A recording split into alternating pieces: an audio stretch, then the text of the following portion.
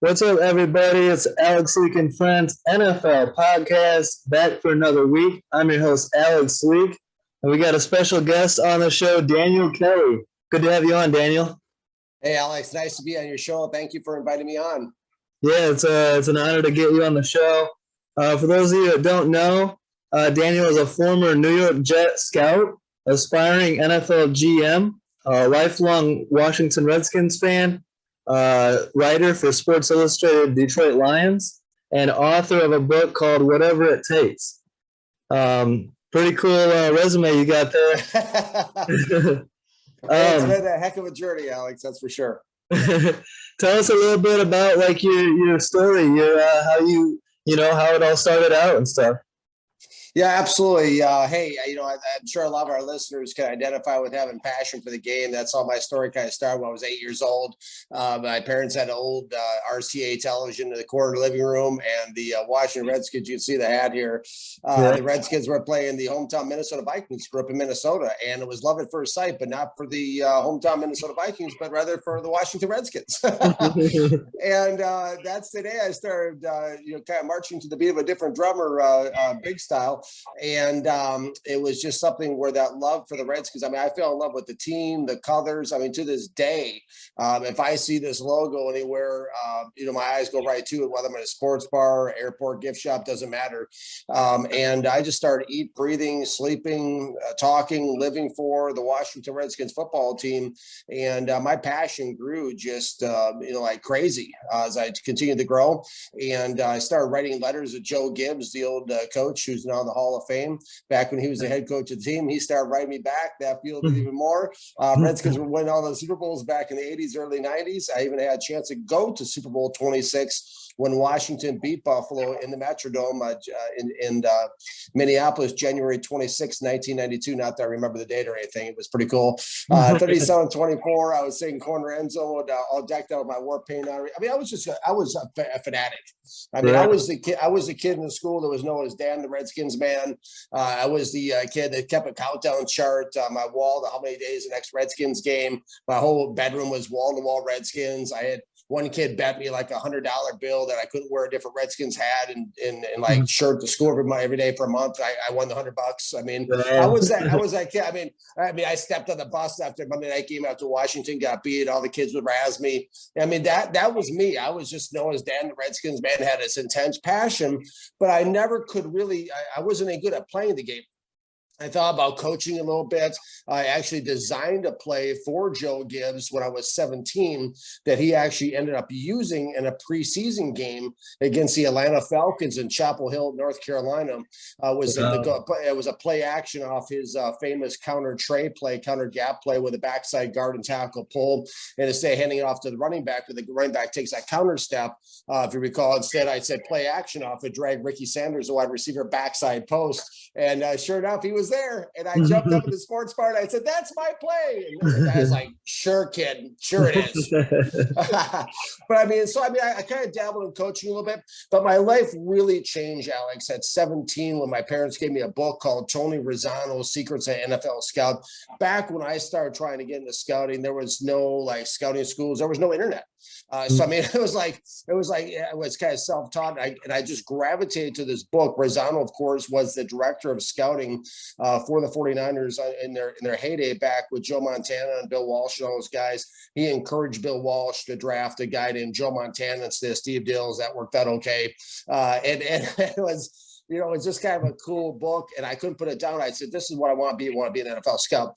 Well, at the time, my studies were down, my grades were down. I was barely passing through high school, and I said, "I want to be an NFL scout." And so I just kind of started recording games in my bedroom, writing scout reports, tried to get in with the Redskins when I was 17, 18 years old with who was the general manager, Charlie Castle at the time. He kept writing back, said, "Hey, sorry, you're still too young." Well, I barely passed through high school, failed off a small community college in Minnesota.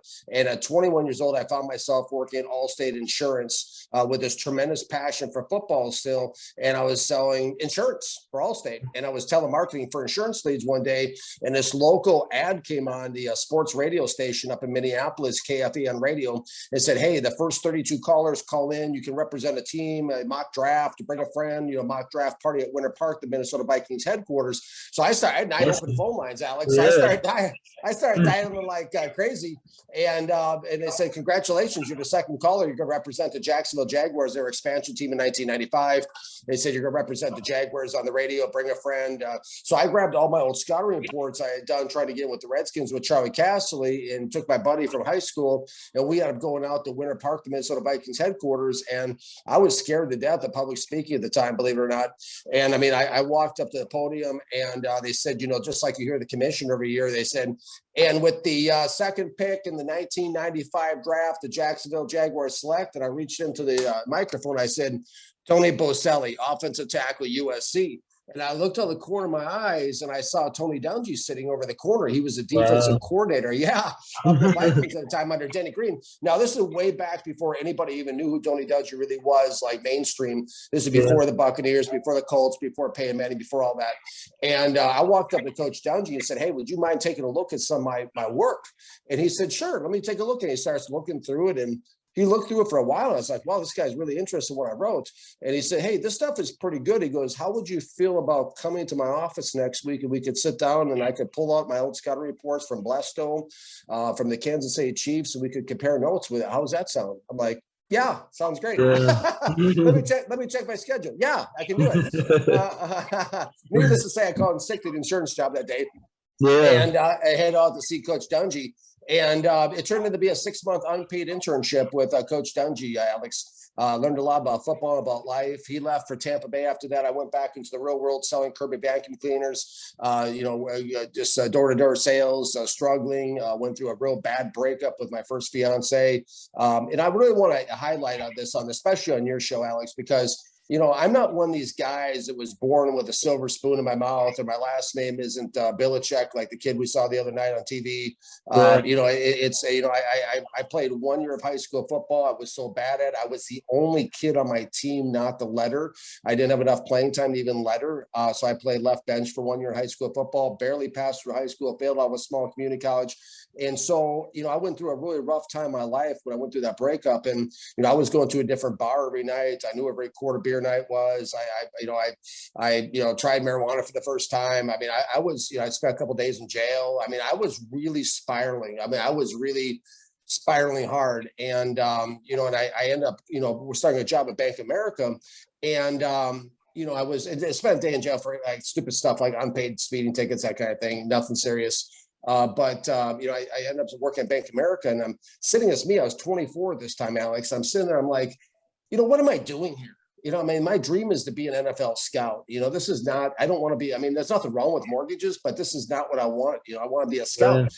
So I was in this real estate meeting. It was super boring. I started like all these ideas start coming to me like, hey, you got a little satellite dish, you can start recording the games, maybe subscribe to DirecTV's college football package, stop at Target on the way home, bought a bunch of pens and papers and stuff, and started taping and recording all these games. And before you knew it, after 7 months of that, working at the bank full time and maybe getting 15, 20 hours sleep a week, it turned into be a 350-page self-published NFL 1998 draft guide that my buddy encouraged me to get self-published. It cost me $2,300, which was all the money I had, plus next month's rent. That was next month's rent going into this, right? So I didn't know how I was going to pay my rent going into it.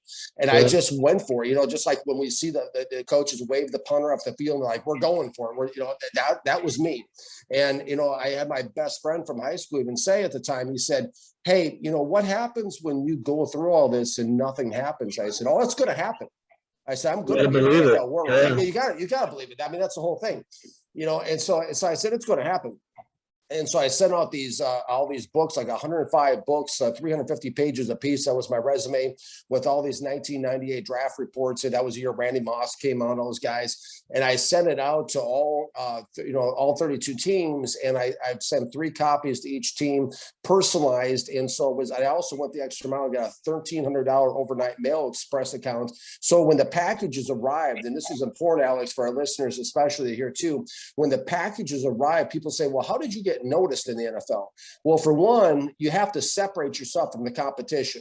I mean, if you're going to just send in a resume, you might as well just use it for toilet paper because they get stacks of resumes. I saw stacks of resumes on their desk from Ivy League school guys that were like as big as like a dictionary. You have to find some way of doing something different to separate yourself from the competition, and that's what my book was. So when the book arrived at the New York Jets, and this is attention, head coach Bill Parcells, and it's a 10-pound package. Well, that doesn't look like fan mail. You know what I mean? Like that's important. We got to get up the bill. And so they delivered it. And next thing you knew, I got a phone call and the Jets flew me out for a whirlwind 2-day interview where I interviewed. They had an amazing staff of people. I mean, Parcells was out there. I met him. Bill Belichick was our defensive coordinator at the time. I mean, I sat down and here's what my interview came down to, Alex. Get this, right? Looking Bill Belichick in the eyes and convincing him to hire me. That's what my interview came down to. I mean, it was intense. I mean, I talked to Eric Mangini. I talked to Romeo Cornell. I talked to Charlie Weiss. I talked to Dick Haley, the architect. He was our director of player personnel at the time. He was the architect of the Steelers dynasty. I spoke to all these people on staff. Mike Tannenbaum was there at the time as our director of contracts. Scott Pioli was there, who a lot of people know on TV now, former general manager of Kansas City and stuff, went up to New England, 4-time NFL Executive of the Year. He's also Parcells' son-in-law. So he ended up being my direct report boss at the Jets as a pro scouting director. He was when I broke into pro scouting. So, I mean, I had a 2-day, I mean, when I say it was a whirlwind interview process, I mean, it was just like you recognize every name and it's all day for 2 days. And they just grill you with questions. And then 2 weeks later, the call came from Scott Pioli and they said, welcome aboard. We want to make you the newest member of the New York Jets. And that was it. It was amazing. Wow. That's so cool.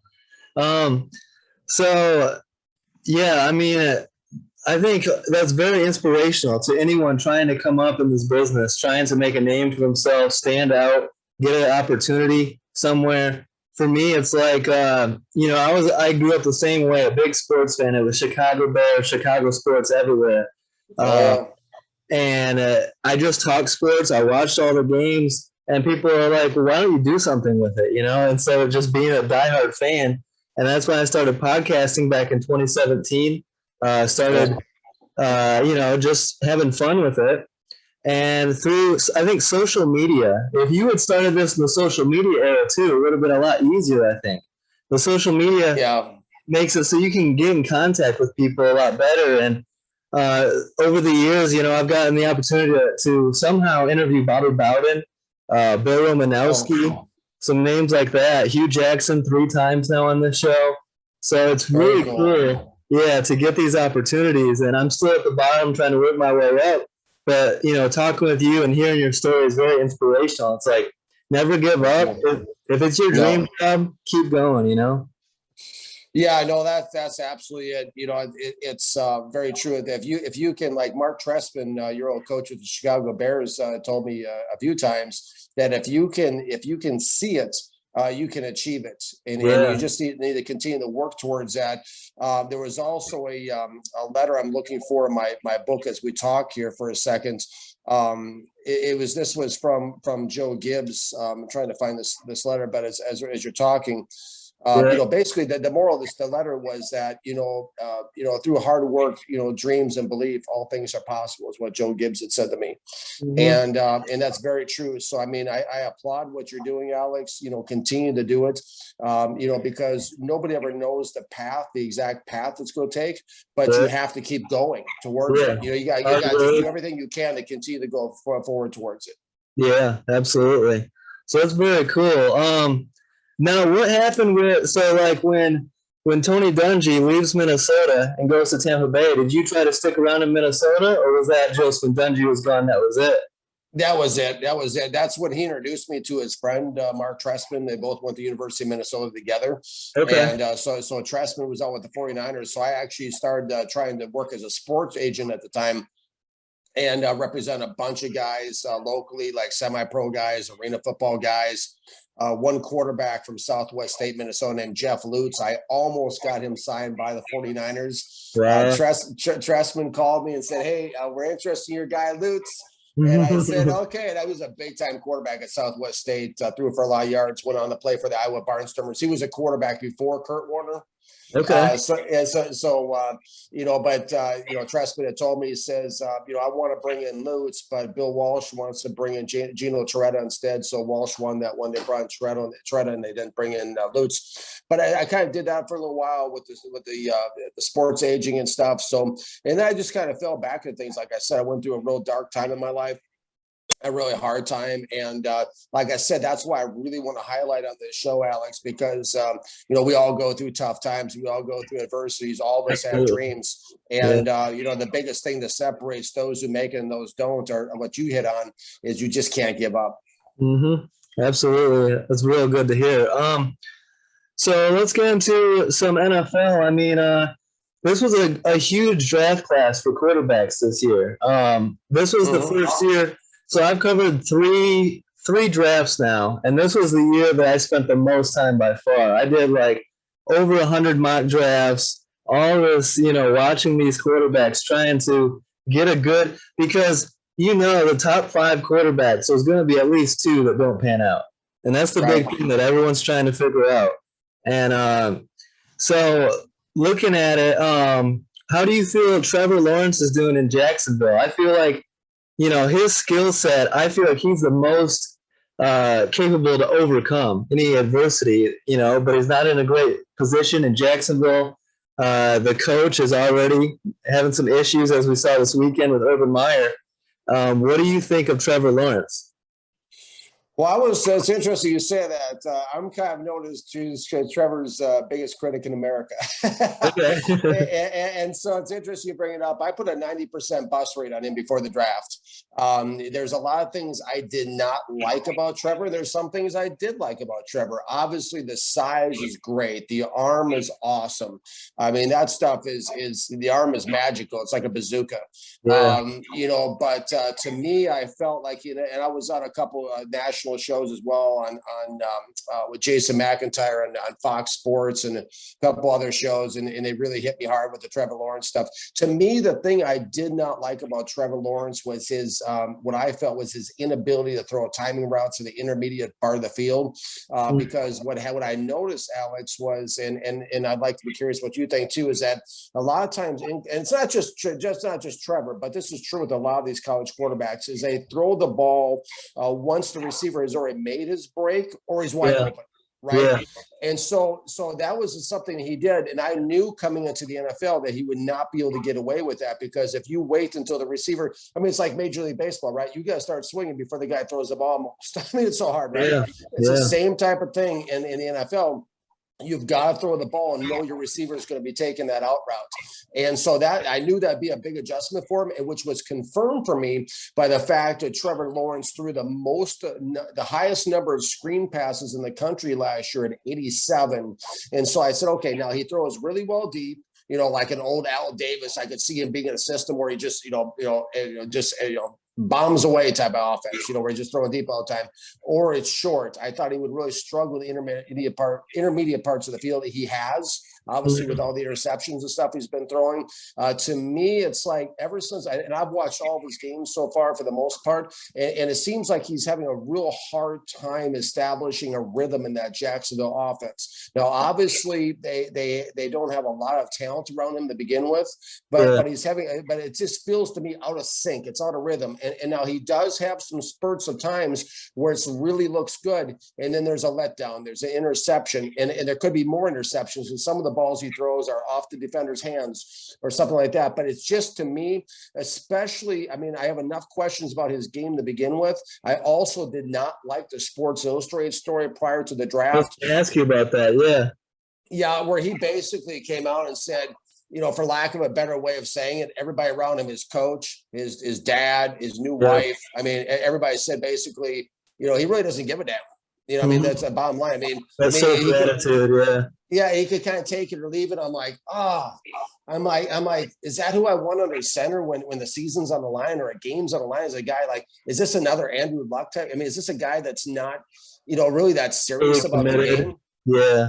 Yeah, where he's just going to kind of take the cash. And I mean, this is the Jacksonville needed a franchise guy to come in and want to win the games. And so that's a real question mark for me. And it's been a question mark throughout the season, the preseason. And I have a lot of question marks about Trevor Lawrence. I have more questions than I have answers right now. He does look good at times, but you cannot have the 2, 3, 4 letdowns a game where it's going off defenders' hands or you're getting intercepted, because the difference between winning and losing this game is, I mean, that's like 3 or 4 possessions possibly a game. I mean, that's going to keep Jacksonville down. And the flip side of it, you touched on quickly, Alex, is that the Jacksonville team itself is going through problems, and then the team itself is not really built for success yet. So you look at this and say, okay, now, 2, 3, 4, 5 years of him sitting there in Jacksonville getting hit all the time. He likes to run. He doesn't really slide. You start doing the math on it, and it's like, will he even make it out of those 3, 4, or 5 years regardless? Yeah, that's key. To me, I think the most important thing in quarterback development is, I mean, of course, the skill set's got to be there, but we've seen the skill set not work out.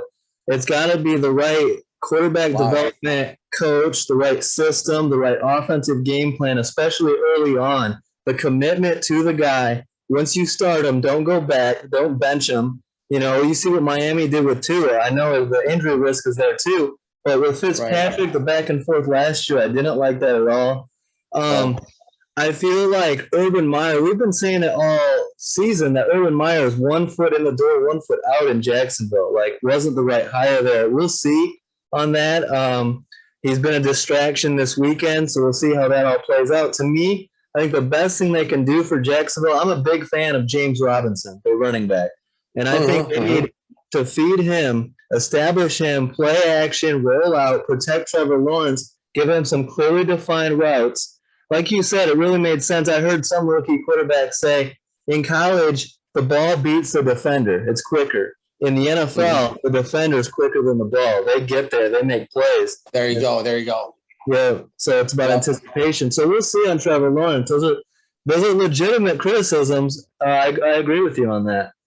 Now, what do you think of Zach Wilson in New York? To me, this is a really tough situation for Zach. Coming from BYU, where he didn't have a lot of great talent, a lot of great competition. Now he's going to the Jets, where the Jets have a long history of not developing young rookie quarterbacks, going all the way back to Joe Namath. As a rookie head coach, a rookie offensive coordinator, I think that Zach Wilson is one of the top guys I have as potential buzz. I like his talent and his upside, but it's a little bit scary in New York. What do you think? Yeah, absolutely. I mean, I didn't like any of the top 3 guys at all. To be honest with you, Lawrence or Zach Wilson or Trey Lance. We get into Trey Lance too if you want. But Zach Wilson, you hit on some key points there, Alex. Is that first of all, that BYU schedule was a cream puff schedule. And I look at that and level of competition. If anyone wants to get into scouting, I will tell you, does play a role. Now, I'm not going to hold a small school. If somebody goes to a small school, I won't hold that against them, and I won't say that if they had a soft schedule, I won't hold that against them necessarily. But you do look at that. You do look at the fact that how many of these guys was Zach Wilson throwing against would even sniff an NFL workout as a defensive back. So that was a concern. Another concern was that the college ball, which is something I just learned recently, 3 years ago or something. The college football is actually smaller than the regulation, size football. So that was a concern of mine. Very polished mechanically. Looks like, Tiger Woods, someone been working with him, swinging the club since he was 2 years old.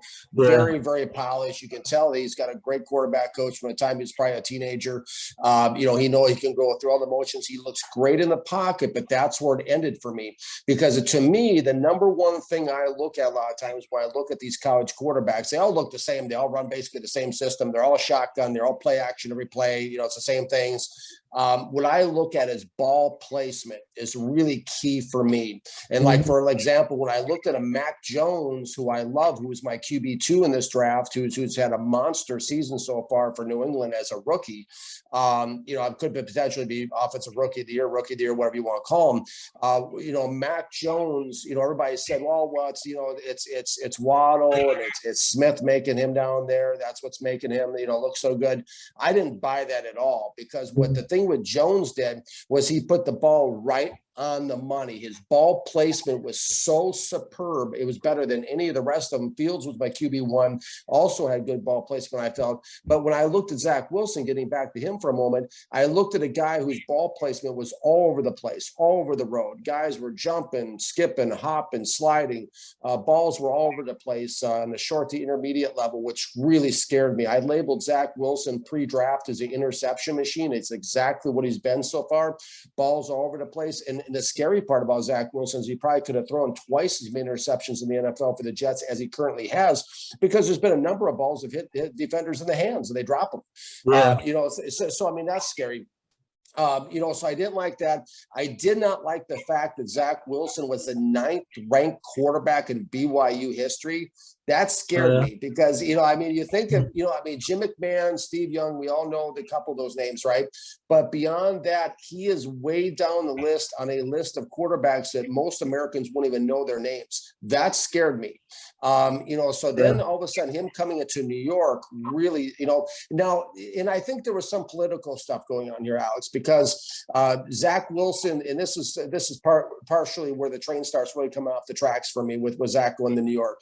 Zach Wilson's uncle is actually the owner of JetBlue Airlines. JetBlue Airlines is the official airlines of the New York Jets. And so I'm starting to see a correlation here, like, okay, wait a second here. And now he's with the Jets, ironically, right? I mean, I was actually sending messages to Mr. Woody Johnson before the draft. I said, don't do this. Don't do it, and it was on Twitter. And, so when I heard New York, I was really concerned because this is a young guy that came up with tremendous financial privilege, obviously, from what I'm telling people with, what I'm sharing with you guys about, his uncle in the airlines, etc. And so I said, this is going to probably be a guy. I mean, when you go into New York, you got to have a tough skin. Exactly. You think of New York quarterbacks, you hit on one of them, you had Joe Namath, you talk about Boomer Esiason, and you talk about Phil Simms, you talk about Jeff Hostetler, you talk about Neil O'Donnell, you talk about these type of quarterbacks that have come through, Eli Manning, you come about these quarterbacks. They're a tough breed of quarterbacks. They're thick-skinned guys. I did not see that with Zach Wilson at all. He looks like, first of all, he looks kind of like a high school kid. I won't hold that against him. But I mean, I just didn't get the vibe that he was kind of a fragile kid and somebody that would struggle going to New York. Bill Parcells, again, who was the head coach when I was with the Jets my first 2 seasons, used to say that everybody wants the big job in New York until they get it. And, and so I saw Zach coming in there. I didn't like the way that team was built. I haven't liked how Joe Douglas has torn it apart. I haven't liked the way it's been built. I felt the offense would be it would struggle. You hit on the offensive coordinator never called any plays before, Alex. And I started seeing that. I thought he would take a pounding there, which he has. He's not that big of a guy to begin with. So, I mean, you start getting 70, 80, 100 sacks against him. I mean, they're going to have to carry him off the field. I mean, bottom line, if he stays in there, you know what I mean? And then on top of it, the New York media just can rip people to shreds. Yeah, that's very true. You got to be mentally strong to deal with that media, especially when you start losing early on, And to me, another scary thing is, I mean, on top of, for me, if I'm going to have a rookie quarterback that I'm developing, I want an established head coach. I want someone who's been there before, done it before. And so he knows the ropes. He knows how to do it. And I just don't trust Mike LaFleur and Robert Saleh. Saleh can be fine for the defense. I just don't know about the quarterback and the offense. Also, with Zach Wilson, you look at BYU. At the start of the 2020 season, who was he? He wasn't talked about at all. He was a nobody. There you go. He had that one great year and then jumped up the ranks. And so that's something to keep an eye on there. Now, this is where me and you have had a little back and forth on Twitter before about Trey Lance, and this was kind of interesting. So we'll talk about this. Here we go. Time to take off the gloves. Now, I'm a big Trey Lance fan. Based on what I saw, I think that his potential is the highest ceiling. Based on his ability to use his legs, he's a big body quarterback who can kind of take the hits more so than most. I think he has a strong arm, a rocket arm. I could be wrong there. And I think the biggest thing for me is it doesn't matter what quarterback. If it had been Zach Wilson goes to San Francisco, if Trey Lance goes to San Francisco, if Justin Fields goes to San Francisco, Mac Jones, I think the Niners are established and set up. I trust Kyle Shanahan up there with anybody. Kyle Shanahan, Sean Payton, Bill Belichick, and Josh McDaniels to develop quarterback talent. And I think now I know they're a little injury hit. It would help to have Raheem Mostert. I like Trey Sermon there and their running backs. That'll help if they can run the ball. Ideally, it would have been nice to sit behind Jimmy Garoppolo longer. Trey Lance is very much a project quarterback, and you would like ideally to sit him a full year. He reminds me a little bit of Patrick Mahomes, where you want to sit him for as long as possible and let him learn. And Jimmy Garoppolo is not a great, he's already getting thrust into the starting spot, I think, this coming week. But I like Trey Lance upside. I think with Kyle Shanahan calling plays, Deebo Samuel on those wide receiver. I like Samuel a lot. Yeah, stuff like that. George Kittle is a great weapon for a young quarterback. So I think there is potential there. And I would say the same thing if it was Fields or Mac Jones in San Francisco. So I like the Trey Lance pick, but I'll let you, break down his game a little bit more. Well, yeah. Thanks for serving that one up to me, Alex. But here's the thing with Trey Lance. Okay, is that just like Zach Wilson. I mean, I don't know who these guys even are until I turn them up on film because I don't like to get a lot of bias and I don't like to get a lot of stuff in my head before I sit down and watch the tape. So I was on a podcast last fall or whatever, and somebody, the people in the podcast asked me, and Trey Lance was one of the people they wanted me to evaluate. I saw this kid in North Dakota State. I watched him. I watched him run. I watched him throw, and I said to myself, "This is a 5th, 6th round guy, a developmental. You hit developmental, right? Yeah. A developmental guy that you bring in, maybe put him on your practice squad. Maybe he's a scout team quarterback. If you're going to play against a running quarterback, if you're going to play a Deshaun Watson or something, maybe or Kyler Murray, Justin Fields. Maybe you put him on your scout team. Your defense goes, kind of like the olden days where they used to do that kind of stuff. And then I started hearing this more and more hype about Lance building up and all this stuff, as we're going along. And, I went back and looked at 4 games of Trey Lance from memory. I think it was Butler, James Madison, North Dakota University, I think it was, and maybe Western Illinois or something. And 4 games off the top of my head. And I was like, wow, he was having a hard time completing screen passes to running back sometimes. And I was like, against Central Arkansas, and the ball placement again was kind of all over, kind of erratic. And to me, the bottom line was, yes, he did throw the ball hard at times. But to me, the biggest thing about Trey Lance was he looked to me, Alex, like an athlete who was trying to play quarterback. A guy, what I mean by that, to unpack that a little bit, he was a guy that his instincts were to run first. Okay. And then throw second. Like if everything was going to break down, he was going to take off. And it's funny because we saw that against Seattle this last Sunday where he was back there and he would take off. And so to me, when you're drafting a quarterback, and now would he be a decent developmental quarterback to bring in the 5th, 6th round, 4th round, 5th round, 6th round? Maybe I put an undrafted free agent grade on because I fell so in love with him. But to me, it's like, if you're drafting a quarterback in the top 5 in the National Football League, and when you say top 5, more likely you're going to one of the 5 worst teams, right? Okay, more than likely unless somebody trades up, like what happened with San Francisco. But when you're top 5, I expect you to come in and you need to be a franchise type ready-made quarterback. Like you're coming off the assembly line. Like, wow. I mean, we can sit there and we can debate about Trevor Lawrence, but no one's going to argue with that arm. People say, "Oh, that's a big league arm. That's like Jeff George." Okay, and so, but to bring a guy in, it scares me when I hear you and I talking about a project and a top 5 pick. Not only does that scare me in a top 5 position, but this is a guy that wasn't just like Zach Wilson, Trevor Lawrence that cost their team 1 number 1 draft pick. He cost them 3 number 1 draft picks. When I hear 3 number 1 draft picks, I better be hearing like Deshaun Watson at the end of that sentence. You're talking about bringing in a baller. You're talking about bringing in a gamer, not a guy who basically can't even win the starting job and is a gadget player that they couldn't even play, and they kind of insert here and there and sprinkle him. And the preseason was really rough for Trey Lance. I watched every single snap. I charted all 100 snaps that he was in on Draft Diamonds. And it was pretty rough. And in fact, he threw a number of picks. He fumbled the ball. He was getting sacked. He had all these different issues. He could have thrown even more picks. And the thing that concerned me the most, Alex, was he was best on first down. And as the downs progressed, I mean, I feel he has very shaky confidence to begin with that Kyle Shanahan keeps having to prop up.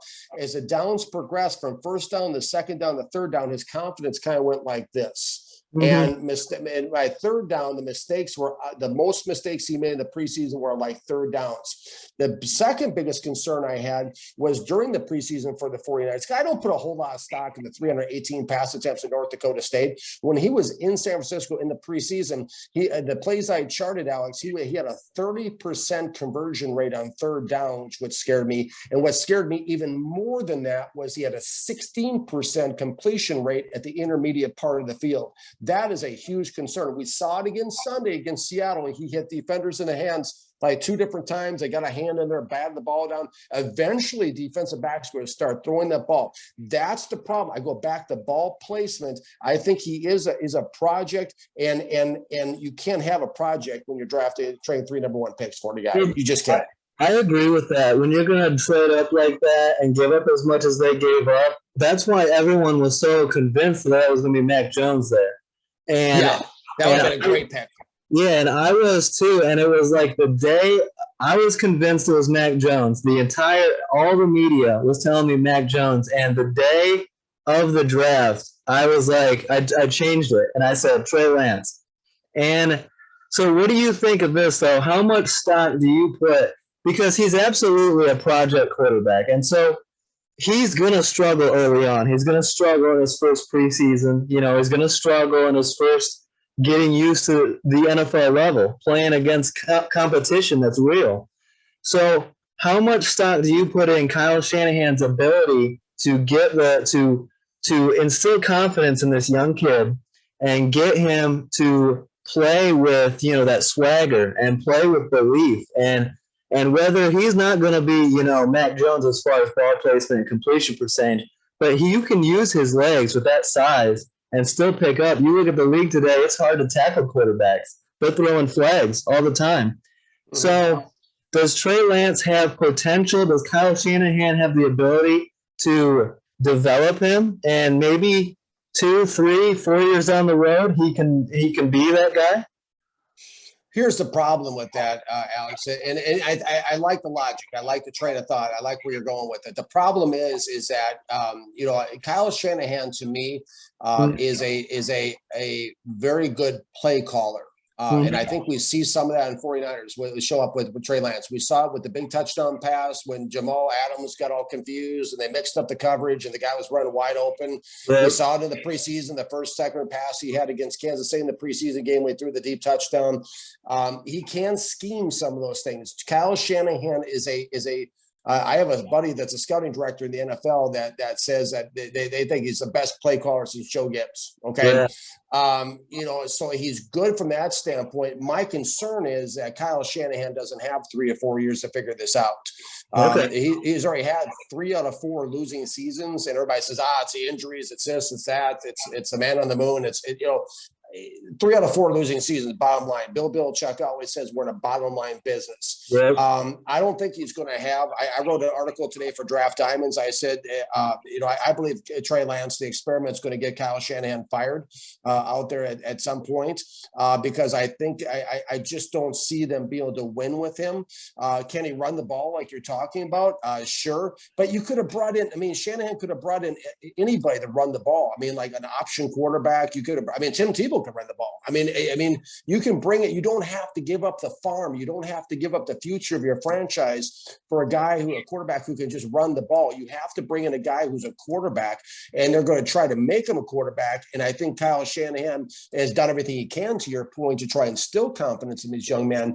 But I think it's good. What Kyle Shanahan's going to be fighting is as he instills confidence in Trey Lance's struggles on the field are going to offset the confidence that he's trying to build in him. It's going to be like offsetting penalties. So Shanahan builds him up, and then Trey Lance goes out there and throws 3 interceptions, and he comes back down to earth.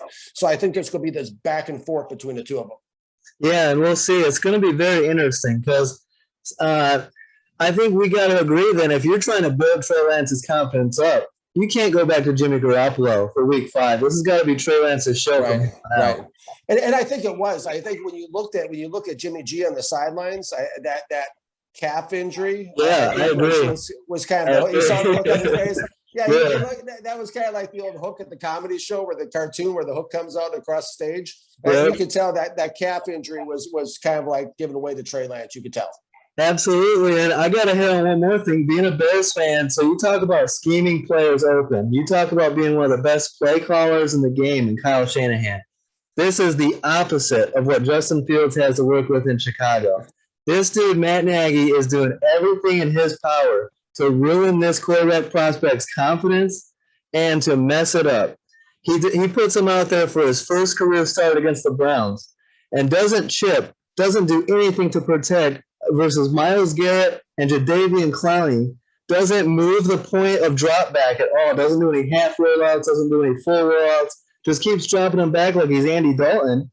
And Fields gets his clock cleaned the entire game, gets hit and hit and hit. To his credit, Bill Lazor takes over play calling, and Fields looked a lot better in week 4 against the Lions. So maybe that can boost his confidence. But now you got the clown Matt Nagy saying if Andy Dalton's healthy, he starts week 5. I don't know what is going on. The best thing for Justin Fields is to fire Matt Nagy yesterday. Yeah, it's an interesting thing, Alex. Some teams, like for example, my pre-draft reports on Draft Diamonds about Mac Jones. I even put in there that I see him going to the New England Patriots. You know how it is? Like sometimes you can just see a player with a certain team and then he ends up with that team. And it's just like, okay, that makes sense. When Justin Fields, I love Fields. Fields is my QB1 of the draft. I think people can say whatever they want about the Ohio State quarterbacks. It's funny because people will talk that smack about the Ohio State quarterbacks, but they won't say anything about the BYU quarterbacks, right? They won't say, oh yeah, Zach Wilson. I mean, it's a double standard, right? They will say Zach Wilson was a 9th-rated quarterback, but they'll talk about how nobody from Ohio State ever makes it a quarterback. So it's kind of funny. It's just a little side note, but I love Fields. I thought he was a very mature young man. I like his eyes. You can always read a quarterback by his eyes. I feel he looked very intense. He looks very smart, intelligent. He looks like a brilliant young guy. He made quick decisions with the ball at Ohio State. I like all that. But when I heard, he can also beat you. He's a true dual role player. I mean, he can beat you with his feet and he can beat you with his arm. I feel he's polished that way. But when I heard Alex, I heard Chicago Bears, Justin Fields, my heart sunk. I was like, that does not feel like a fit whatsoever.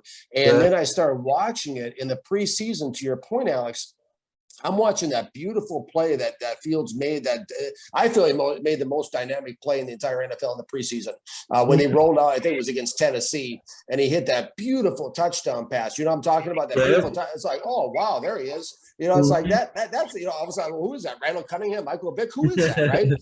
And all of a sudden, the announcer, if you listen to the announcer, I even put this on my Twitter. The announcer says, Matt Nagy wants him to do well, but probably not that well. I'm like, what? I'm like, that doesn't make any sense. So to your point, there is something going on there. There's a friction between the two of them. I predicted that Fields could lead the Chicago Bears to the playoffs his first rookie season. I feel he is that good, but that play calling is a problem. They got to get that figured out. And how the power structure works in Chicago, they better figure that out, because if they don't, Nagy's going to be gone. And, so I mean, it's just a real weird situation. If you have a very, very awkward situation for a very good young quarterback in my mind. It is. The best case scenario for Justin Fields is that Nagy gets fired after this year. That's the hope, because it could be before that if he keeps fiddling around with this. I mean, it could be. Who would be you're a Bears guy. Who would be the interim head coach if anything happened with Nagy? You could go Bill Lazor, the offensive coordinator, or you could go Mike Pettin. It was like the old Cleveland Browns guy. Green Bay Packers DC for a couple of years. Yeah. But the biggest thing is, I know we're going to sit here, me and Bears fans are going to sit here and rail against Matt Nagy. The issues go way higher than Matt Nagy. The issues go to Ryan Pace, the GM. They go to the team president, Ted Phillips. They go to ownership with the McCaskies. it's a large, the best thing for the Bears is for these owners to sell the team, but I don't think that's going to happen. The Bears' way has never been to fire a coach midseason, no matter how bad he is. So I don't really have any hope in that. I think the Bears' ceiling is 7 wins, and I think it's more likely 6-5. And I think Fields is a great prospect. It's not going to be on him. It's going to be on pretty much Matt Nagy with the play calling, and it's going to, I don't know if the talent is necessarily all there. Cole Kmet, the tight end, hasn't, been developing the way we want him to. David Montgomery just got hurt and is out 4 to 5 weeks. It's hard. Yeah, it's tough. Yeah, so we'll see. I like him a lot. I like Montgomery a lot. Me too. I've been tweeting hashtag Feed Montgomery for 3 years now, and Nagy continues to not do it. Bill Lazor, when he takes over, he feeds the rock. So we'll see. And then let's go to Mac Jones. Now, real quick, I know you got concerns about Trevor Lawrence. How does Trevor Lawrence, in your mind, stack up against Joe Burrow? What was your thoughts on Joe Burrow coming out? Because I think Joe Burrow is very complete. Joe Burrow's got a chance to be very special. Yeah, he does, and he's got a real edge to him, and that's gonna help Burrow out a lot too. I think I have a friend that's like I mentioned, a scouting director, and they said that Joe Burrow is like crazy smart, and to the point where it's like frightening. Like there was even some rumors inside league circles that if Bill Belichick was to leave, I haven't said this on the other show, right? Mm-hmm. I dropped this nugget on your show, but there was some rumors going on around league circles that if Bill Belichick was to leave, leave the New England Patriots, that he wanted the Cincinnati Bengals. Nice, that'd be awesome. Yeah. I heard a rumor like that, but someone was saying Jacksonville with Trevor Lawrence. If Urban Meyer got fired or leaves. Yeah, no, we'll see how that plays out. But yeah, no, I like Joe Burrow. And then I really like Mac Jones. Mac Jones, to me, I said pre-draft that I took a lot of heat for it on Fox Sports, this radio show I was on. But I said, Mac Jones is a polished version of Trevor Lawrence. I can't say enough good things about Mac Jones. In fact, I'm writing an article about him this week on Draft Diamonds. Rookie of the month, clearly. I just love everything about the guy. I mean, it's just something where he looks so polished. If any player in the draft was born for the lights, it's Mac Jones. We saw it against the Buccaneers the other night. I just think that, when I look at Mac Jones, I see a 10-year veteran as a rookie, and that's a frightening thought. The way he's sliding around the pocket against the blitzes, Collinsworth with that classic Collinsworth voice. I mean, he couldn't get it out. Look at that guy. He's sliding out. He's got, the illustrator like John Madden. He's having fun with it. And, it's just the way he has a feel. He's so polished in the pocket. His play action is convincing. He doesn't take stupid chances with the ball. And, he had 3 picks that 1 week. But outside of that, he looks the part.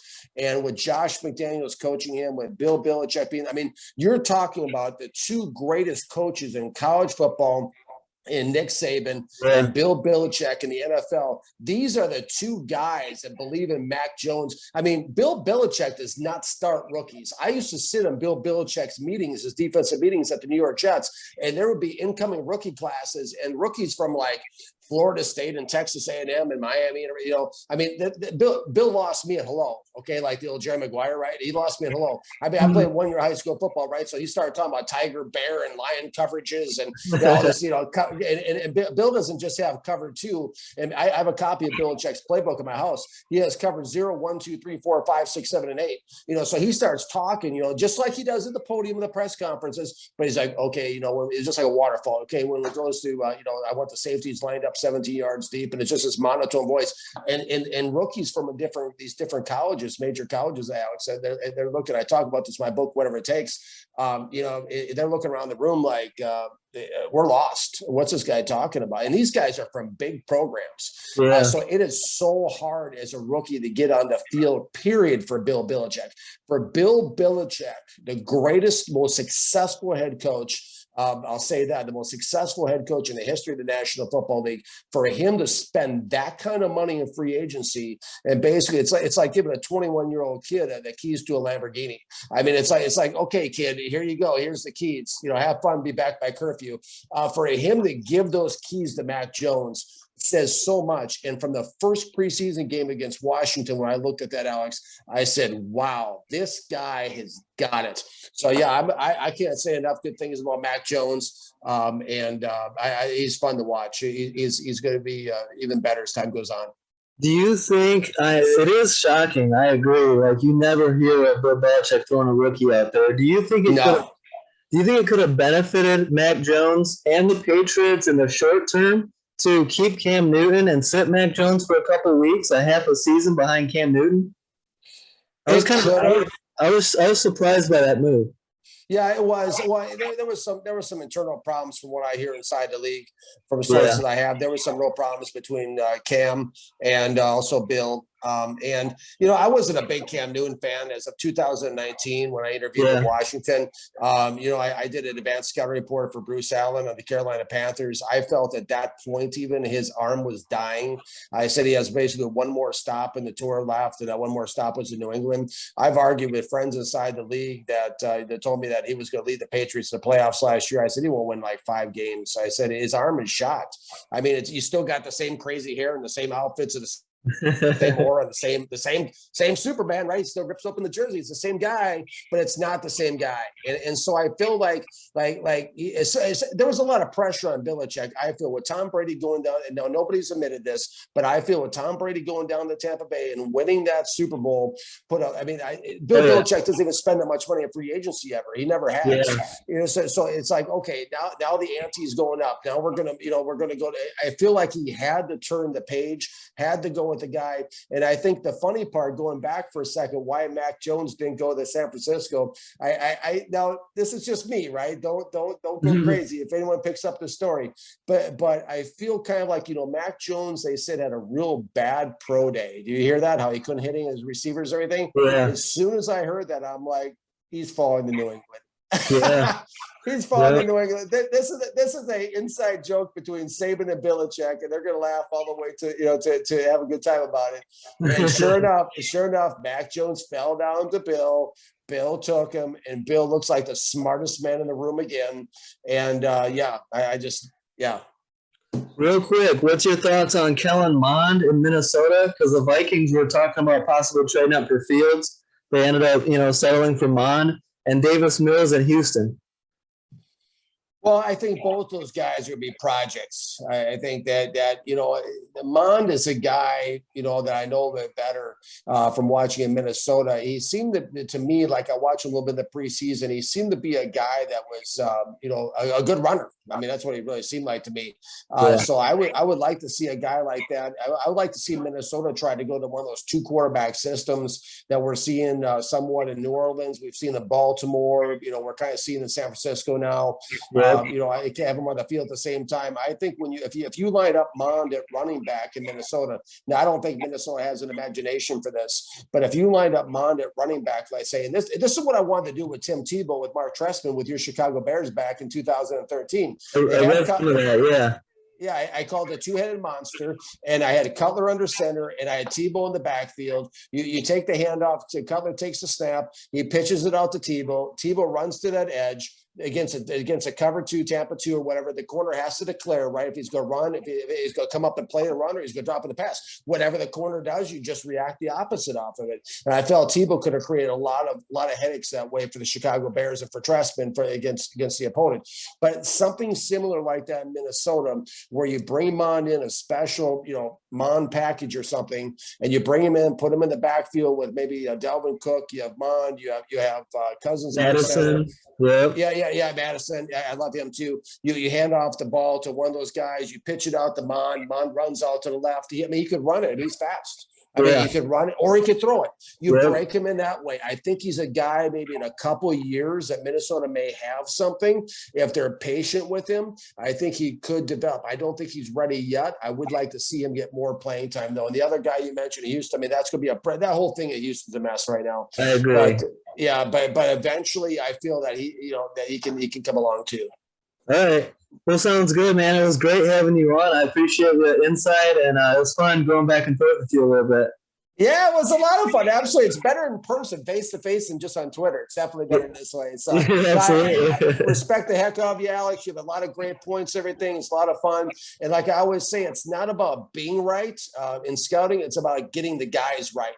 So Yeah. I always love the different perspective, and maybe I'm not seeing something. I mean, it's you know, these guys, I mean, for us guys outside the game who are trying to get back in the game or trying to get in the game in the first place, it's hard Yep. enough. I mean, it's hard enough for the guys in the game. I mean, half the first round picks historically bust every year, and those are the guys getting paid millions of dollars to pick them. So it's fun. It's fun to talk about. It's fun to go back and forth. I really appreciate the opportunity to be on your show today. Thank you so much, Alex. Yep. Thank you a lot, and I really appreciate it. And you're welcome back anytime. So have a good one, Thank man. you. Sounds good. I must have said the right things. Hey, you're welcome, Alex. And not only that, but we're teaching people online that they can be friends even if they disagree.